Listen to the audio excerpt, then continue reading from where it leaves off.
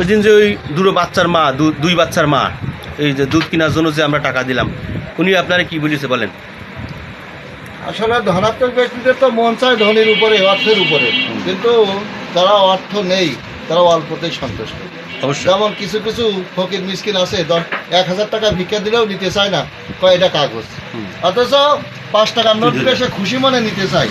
তা আমি তার একটা প্রমাণ পেলাম, আমাদের এই পদ্মপুকুরি এই যে একটা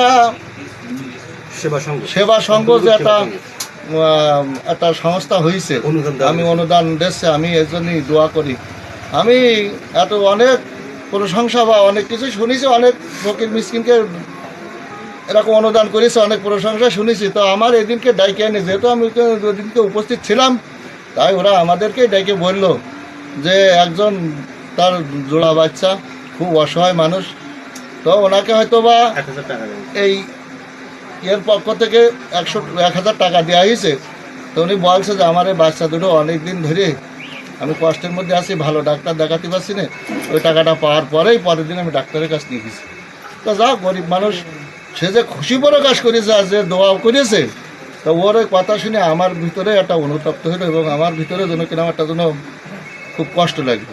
এবং আরও একটা লোক বিধবা, তিনিও এরকম ওই টাকাটা পাইয়ে খুব খুশি হয়েছে, যে তিনি বলছিল যে আসলে ভাই গো, যদি এই টাকাটা না পাতাম তা আমি এই টাকাটার জন্যে আমার কত লোকের কাছে হাতে পায়ে ধরতে হতো, যে আমি কিছু চাল পাই, আমার চালটা টাকা তোলার মতনও আমার সেরকম পয়সাও ভাই আমার নেই, আমার দেবে কিনা, আমার নেই সন্তান স্বামী, আমার নেই মাঠে জায়গা জমি, আমি বিধবা একটা স্ত্রী।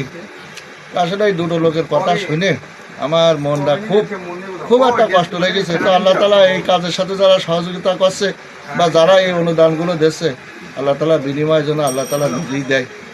আর কি আর বলবো, আমার আর কিছু বলার নেই।